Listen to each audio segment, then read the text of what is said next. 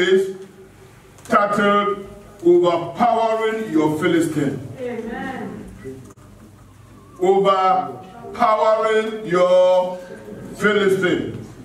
But for you to understand it very, very well, let me explain some mystery to you here. Turn your Bible very quickly with me to 1 Samuel chapter 10. 1 Samuel chapter 10, from verse 1 to 5. We are dealing with overpowering your Philistine. Then Samuel took a vat of oil and poured it upon his head, as I'm going to pour oil on you today. Amen. The same way Samuel did for King Saul. Take note. That's why I said today the message is full of mystery. So take it very, very well and put it in your heart. I start. Then Samuel took a veil of oil and poured it upon his head and kissed him and said, "It is not because the Lord has anointed thee to be a captain of his inheritance, when thou art departed from me today, then thou shalt find 2 men by Rachel's sepulchre in the border of Benjamin, in Selza, and they will say unto thee, the ass which thou wantest to seek are found, and lo, thy father has left the care of the asses and sorrow for you, saying, what shall I do for my son? Then shalt thou go on forward from thence, and thou shalt come to the plain of Tabor, and there shall meet thee 3 men going up to God of Bethel, one carrying 3 kids, and another carrying 3 loaves of bread, and another carrying a bottle of wine, and they will salute thee, and give thee 2 loaves of bread, which thou shalt receive of their hands. After that thou shalt come to the hill of God, where it is the garrison of the Philistines. And it shall come to pass, when thou art come thither to the city, that thou shalt meet a company of prophets coming down from the high places with a parsley and a tambourine and a pipe and a harp before them, and they shall prophesy. Amen. Beloved, King Saul has just received anointing to become a king and a captain of God's army. The oil has fallen on his forehead. God has anointed him to become the king of the people. And someone had told him that now, everything is well done. God has chosen you.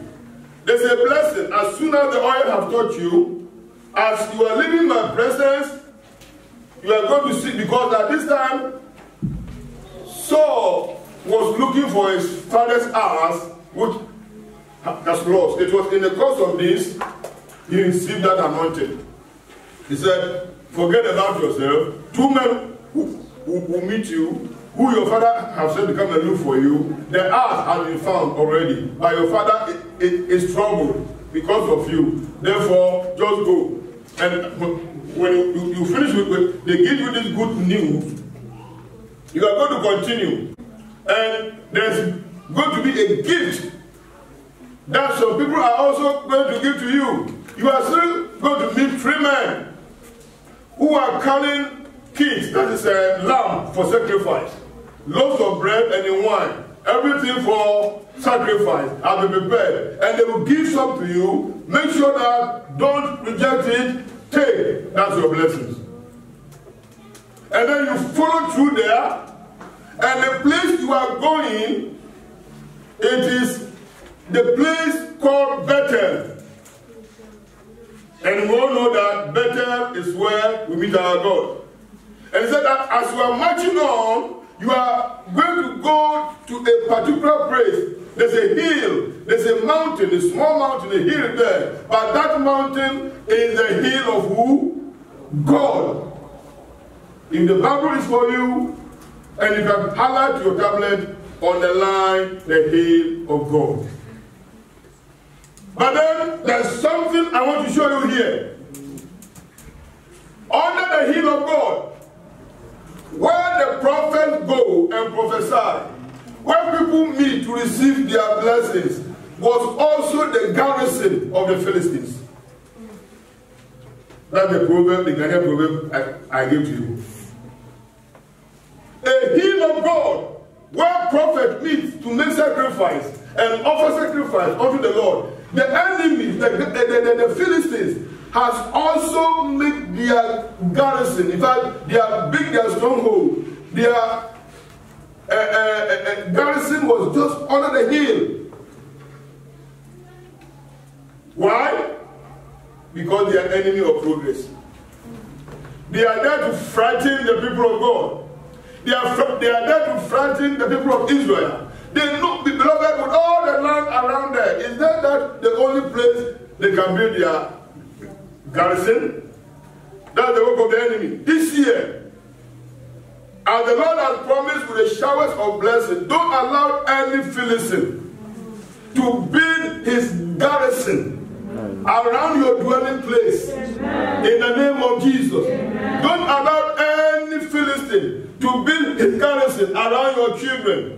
Shine your eyes and be very, very careful that anything that will come to disturb your life, make sure you deal with it. In the area of your church coming, in the area of your commitment, the way you take things.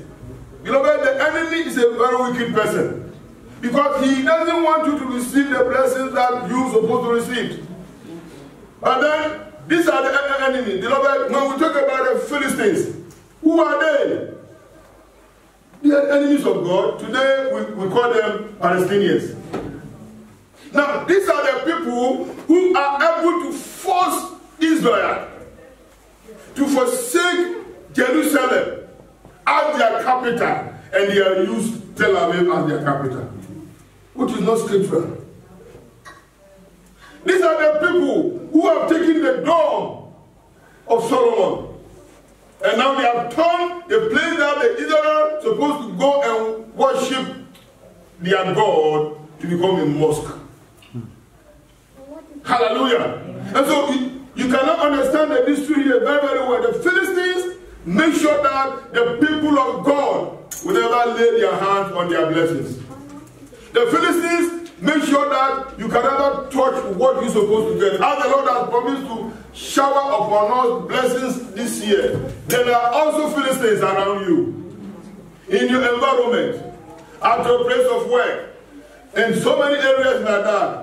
They use people that you can see. They can use people that you can never see. Both physical and spiritual. Knowingly or unknowingly. Consciously or unconsciously. Make sure that this year you will leave no stone unturned until all the Philistines are being destroyed in the name of Jesus. Amen. So before you can overpower your Philistine, you need the power of God upon you. You need the glory of God to guide you. Here, King Saul had been anointed with fire. Power was upon him. And look at the gift he received. First of all, the first blessing is that your father's axe has been found. Good news, am I right? I can go back home. Papa is waiting. Good news. Going on the way, men met him and they give him a gift. Blessing, isn't it? So that means the oil is bringing blessing all down the lane. Not only that, as you are going also, you are going to meet a company of prophets. These prophets are heading towards the hill. Despite the enemy's threat in there, they are heading towards the hill of God to pray. Follow them, and you are going to prophesy. Amen. Hallelujah. Amen. You see the blessings after the touch of the oil. That's why today the oil will touch you. Amen. And when the oil now touches you, you are going to make sure that from tomorrow or even from this day onward, you will not allow any Philistine to build his garrison around your hill of the Lord in the name of Jesus. Amen. What is the hill of the Lord? That is where you can meet your Lord. The Bible says, upon Mount Zion there shall be deliverance and holiness, and the sons of God will possess their word possession. But then look at it here. The hill of the Lord and the downstairs of the hill is also the garrison of the Philistines. They won't fight. They want to throw fear into the heart of the people of God, so that the prophet can never come, so that no sacrifice can be done there. So any Philistine in your life today, you will be destroyed in the name of Jesus. Amen. The Philistines are in fact the enemies of God's people, and you can see it now. Today they are still throwing stones. But you see that the strength God has given to Israel. If you kill one, they will come and kill 100. And then they think that if they can be able to force Israel, and Israel thought that, oh, because of peace, let us move the capital from Jerusalem, which God has asked us to be here, and bring it to Tel Aviv. So the Philistines thought that they have built their garrison. Yes, beloved, between the old city of Jerusalem to the Temple Mount, where the church with that golden top is. This is the old city of Jerusalem, but there's a Mawah, a very big thick wall. And before you can cross from the old city to enter where the Temple Mount is, there is a security like as if you are passing through control at the airport. This thing that goes. You put your hand, the thing scan, it goes, you go. Soldiers will come. Hallelujah. It's supposed not to be so, am I right? It's just behind the Wailing Wall. The day we pass there, I said, why now? Is it not the same Jerusalem? He said, yeah, because of the Palestinians. They have occupied that side, and thus therefore Israel must set a security and make a war. But in those days it was not so. Hallelujah. And so the Palestinians in the olden days, who today they are Palestinians, in those days they were Philistines. They are enemy of God's people. And if you look at around us, there are so many Palestinians around us. Anything that will not make you to feel comfortable as a Christian is a Philistine. Hallelujah. Anything that will make you not be committed to your God and always you are living in fear is a Philistine in your life. Look at the way they were treating King Saul. A man who has been anointed. Beloved, anytime we describe Goliath as a giant, to be honest with you, history tells us that King Saul was also a giant. I tell you, King Saul was also a man, not my own heart. He can match Goliath. King Saul can match Goliath with the power. If David can match Goliath and kill him, what about Saul, who can also carry armor? But the Philistines make him to become a fearful and a timid person. Philistines are wicked enemies. They are indeed an enemy of progress. They are the enemies of productivity. They are enemies of success. They are enemies of breakthrough. And therefore this year, don't give any Philistine chance around your hill of the Lord. In the name of Jesus. Amen. Don't let anybody stop you from coming to church unless maybe you are sick, and I pray that you never even be sick. Amen. Unless you can carry yourself, and I pray that you always carry yourself. Amen. Unless you are at work, that one is exempted, because the hand that does not work must not work. So we're not doing that one. And don't just sit down on Sunday morning like this and oversleep and wake up and be changing channels. No. Since they have opened us to come here, every Sunday we are here. And because we are following protocol, they have asked us that the meetings that we take, it will take longer time. We can do it on site. I mean, is it online? And that's why our leaders meeting, which sometimes we use 5 hours, even sometimes 6, we are now bringing it online. And after the preview, I will not even talk about the hours, because one topic alone can take us 2 hours. So we bring it online until things get better, then we can come and enjoy the atmosphere of the place. Hallelujah. Amen. So either we are on Zoom or we are on site. Make sure you are there with us.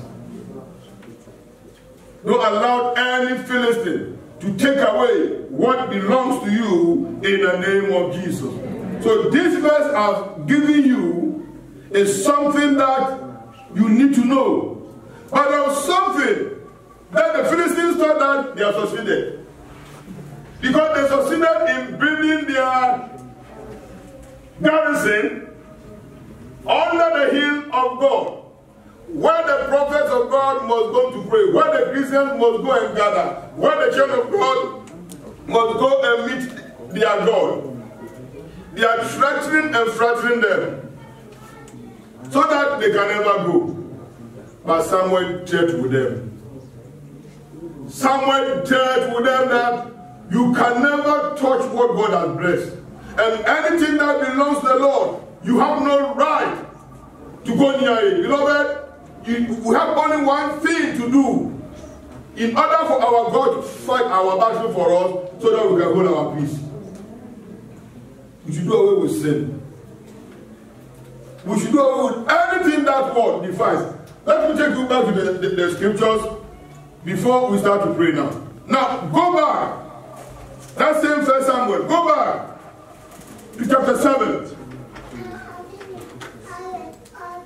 I pray that this year, any Philistine of your life will be destroyed. In the name of Jesus. Look at it, brethren. 1 Samuel chapter 7. I read from verse 1 to 15. Look very closely to the Bible. Remember, I told you that the Philistines had built their garrison under the hill of God. And so they thought they associated. But this is also the place that the prophet must go. And it was around that area Saul had been anointed. And he has met the prophet, and it has been prophesied. But before this time, look at what happened. And the men of Kirjath-jearim came and brought up the ark of the Lord, and brought it into the house of Abinadab in the hill. The ark has been carried to the hill of God, where Abinadab and his family were living. The ark of the covenant has been taken there. So that means anybody that goes there is being blessed. Am I right? And that's why Saul has to go there to meet the prophet. But the same place that the ark of the Lord is, and the prophets and the people of God can go and pray, the enemies are under it. And they seem stronger than the Israelites. They are threatening and threatening them. And something happened. Hallelujah. They bring the ark of the covenant up to the house of Abinadab in the hill, and sanctify Eleazar, his son, to keep the ark of the Lord. Beloved, verse 2. And it came to pass, while the ark abode while the ark abode,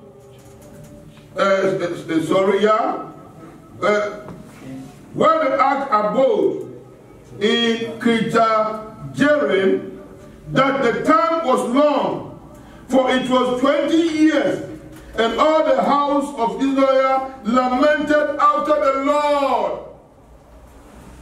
You have promised us so many things, but the blessings are not coming. What is really happening? For 20 years the ark is there. For 20 years they are not getting what they're supposed to get. They were troubled. Hallelujah. Amen. And Samuel spake unto the house of Israel, saying, if ye do return unto the Lord with all your heart. That's the starting point. It's not the time to lament. It's not the time to murmur. It's not the time to complain. It's not the time to argue. What the first thing you're supposed to do, bring your heart to the Lord. Starting point. And every Philistine will be destroyed in the name of Jesus. Amen. And Samuel says, pray unto all the house of Israel, saying, if ye do return unto the Lord with all your heart, then put away the strange gods and Asherah from among you. Any idol should be put away. Anything that will hinder your blessings, destroy it. Anything that will not make you so that your God can never come near you, beloved, this year do it away. And the blessings, you are going to receive it. In the name of Jesus. And serve the Lord only. You put away the God and serve the Lord only. And Samuel said, verse 4. No, let me finish very well for you here. And Samuel spake unto the house of Israel, verse 3, saying, if ye do return unto the Lord with all your heart, then put away the strange gods and Asherah from among you, and prepare your heart unto the Lord, and serve him what? Only. And he will deliver you out of the hand of the Philistines. Then the children of Israel did put away Balaam and Asherah and serve the Lord only. You see, repentance has taken place. A change of mind has what? Taking place. The mindset is not right and for blessing. Hallelujah. Amen. Verse 5. And Samuel said, now that you have done all these things, gather all Israel to Mizpah, and I will pray for you unto the Lord. And they gathered together to Mizpah and drew water and poured it out before the Lord, and fasted on that day, and said there, we have sinned against the Lord. And Samuel judged the children of Israel in Mizpah. And when the Philistines, hallelujah, amen. Verse 7, and when the Philistines hear that the children of Israel were gathered together in Mizpah, the Lord of the Philistines went up against Israel. You see now? You see why they pitch their garrison there? Now, as soon as you gather, they are attacking. And so when they hear that the people has repented, and they have gathered, and Samuel is going to make a sacrifice and an appeal to God, so that their sins can be given and be forgiven, and the blessings can be showered upon them, the Philistines say, for where? We will stop them. Beloved, the enemy does not want anybody to come near you. They fight with all their strength. Beloved, listen, the way the enemies fight against the people of God, if it's the same way we too fight, there will be so many dead. But I give it to God. Family, maybe God will fight my battle.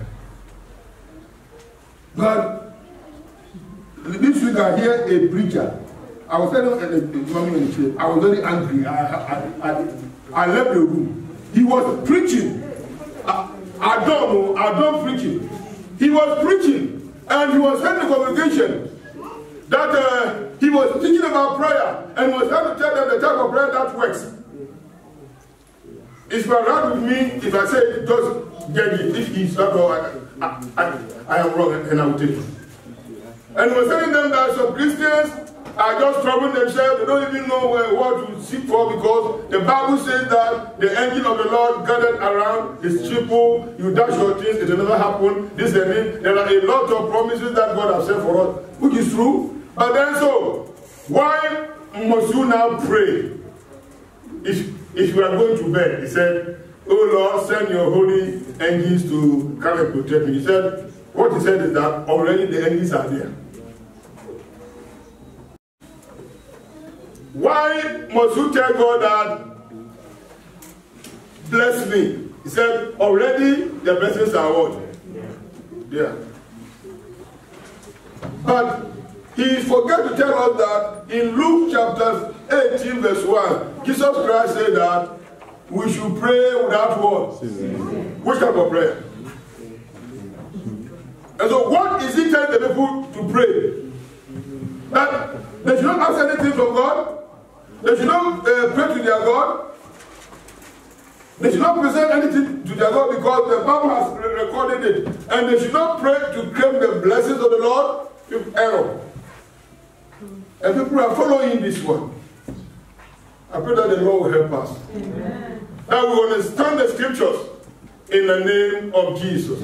For those of you who have been following through the Bible studies, you are getting a lot of things.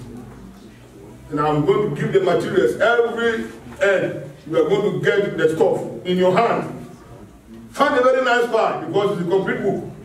Find a very nice part and find them. It will do you good in the future. It will help your ministry.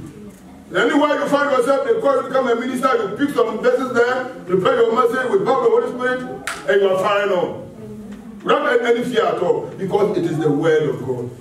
People are teaching error.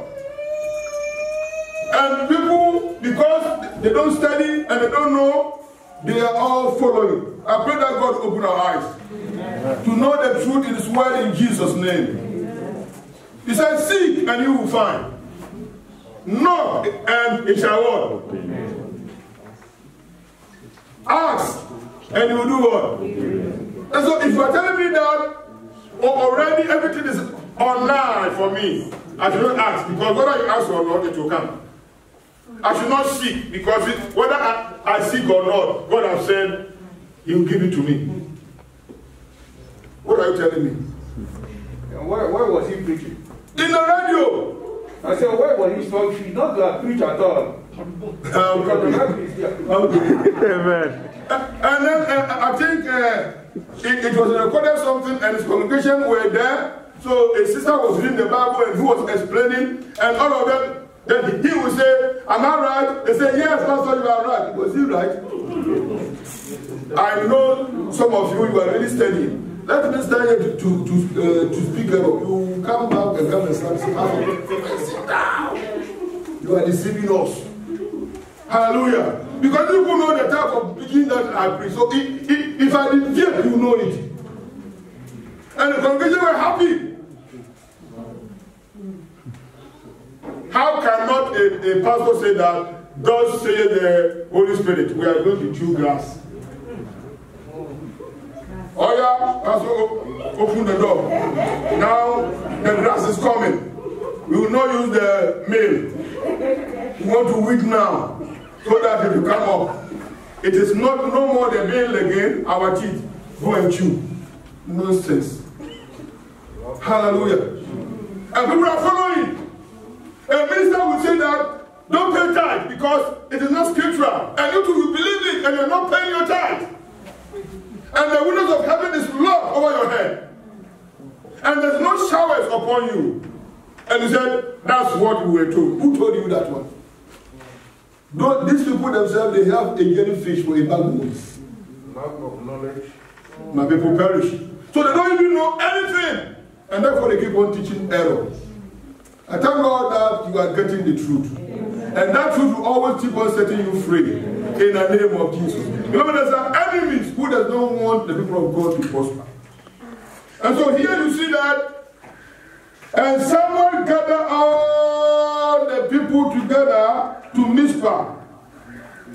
And as he was going to pray, he said that, verse 7 said, and when the Philistines hear that the children of Israel were gathered together to Mizpah, the Lord of the Philistines went up against Israel. And when the children of Israel hear it, they were what?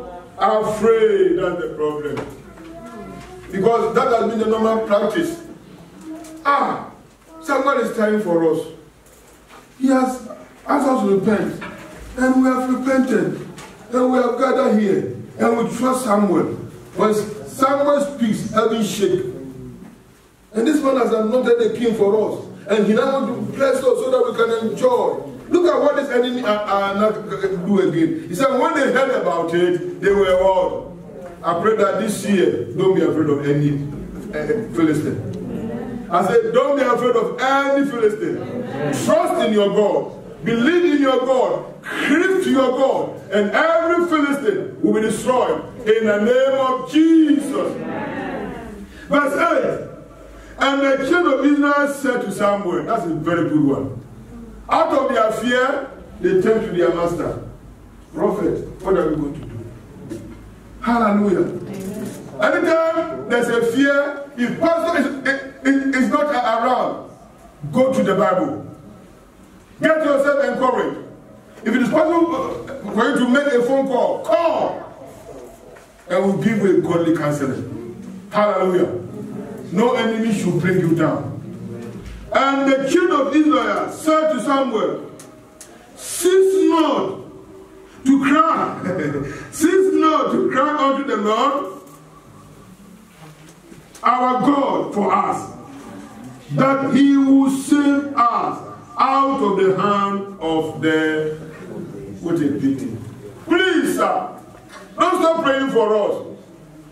Don't stop praying for us. Continue to pray for us. Talk to God for us. Because these Philistines, they are terror to us. Look at what they are doing, their garrison. Look at what they are doing to us. They are taking everything that belongs to us. Now the Ark of the Covenant is at the hill here now. That means we are done. All is well with us. Hallelujah. Because they carried the Ark to their own city, they put it in the house of Dagon. And for 3 times, Dagon fall. The first time, Dagon fall flat. He set it up. The second time, he fall back. They set it up. You can't go to the place of the ark 3 times. The second time, the head, they pick it on the street. The leg was a landslide. Everything was scattered. And they can't pick their Dagon again. And that's why they beckon the Israelites to come for it. Hallelujah. Yeah. And so this is the presence of the Lord. He said, don't stop to cry for us, so that these Philistines, they will never do what? Destroy it. And see what Samuel did. Let the enemy come near this year. Because you have repented, because you are consecrated, because you are committed, look at what happened. And Samuel took a suckling lamb and offered it for a burnt offering, holy unto the Lord. And Samuel cried unto the Lord for Israel. And the Lord heard him. And as Samuel was offering up the burnt offering, the Philistines drew near. Look at what they are bold. They were not afraid. The Philistines did what? Drew near to battle against Israel. But the Lord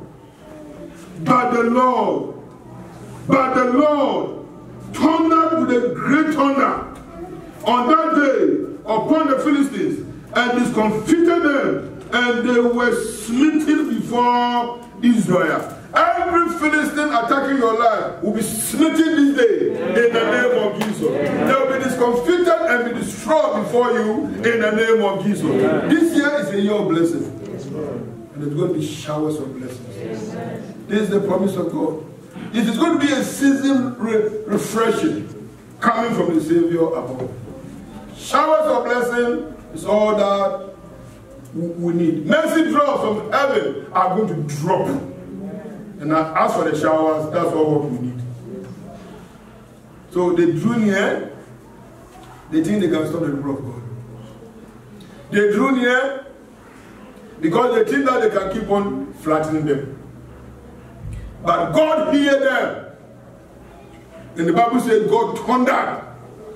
He sent a thunder from heaven and destroyed all the Philistines in the presence of Israel. Hallelujah. Verse 11. And the men of Israel went out of Mizpah and pursued the Philistines and smote them, and they came under Bethka. Then Samuel took a stone and set it upon Mizpah and Shen, and called the name of it Ebenezer. Ebenezer, saying, heretofore had the Lord help us. Today, people are not giving such names to their children again. Ebenezer, they say it's an old name. Look at the meaning. That Chantel that you are giving to your daughter, what's the meaning? And they are giving some names that you know you cannot even find it in a dictionary. And now they now some families have adopted. All our children will follow J. So the first one is J, second J. So if they give birth to 10 and the last one they can't find J, they have to go and look for J. So whatever they will get J, they add it to it. But there's a better name in the Bible. Today, if you give to somebody Elizabeth, they say, you want her to be old? Mary, they don't give again. As for Sarah, grandma, and they are looking for American names. I pray that we go back to the Bible in the name of Jesus. I thank God the way some of our people from Nigeria give names, those from the East and the Yorubas, some of them. The names are just wonderful. If you find the meaning, it's either related to God. Am I right here? God said, God this, God said this and that. And they call it in their own local listen. If you don't, they don't interpret, you will not even know. But by the time they tell you, you will know. The first day I hear about Adeze, I said, which name is that? When I asked, I said, it's the daughter of a king. I said, that's a very wonderful name. Hallelujah. A daughter of what? Wonderful name. So don't wait until the chief give that name. Give it to your child. Because you are a king. And so, someone now built that altar there and called the place what? Ebenezer. Hallelujah. Saying, hitherto had the Lord help us. So the Philistines were subdued, and they came no more into the coast of Israel. And the hand of the Lord was against Philistines all the days of Samuel. And the cities which the Philistines had taken from Israel were restored to Israel. From Ekron over unto Gath, and coast thereof did Israel deliver out of the hands of the Philistines. And there was peace between Israel and the Amorites. And Samuel judged Israel all the days of his life. So will your blessings fall on you this evening. So will the Lord do to your Philistines. Amen. In the name of Jesus. Amen. If they like, let them draw near. Let them do what? Let them draw near, like what my father in the Lord in England said. Said it in the campus, these occultic people, they were challenging the SU, the Scriptural Union Boys.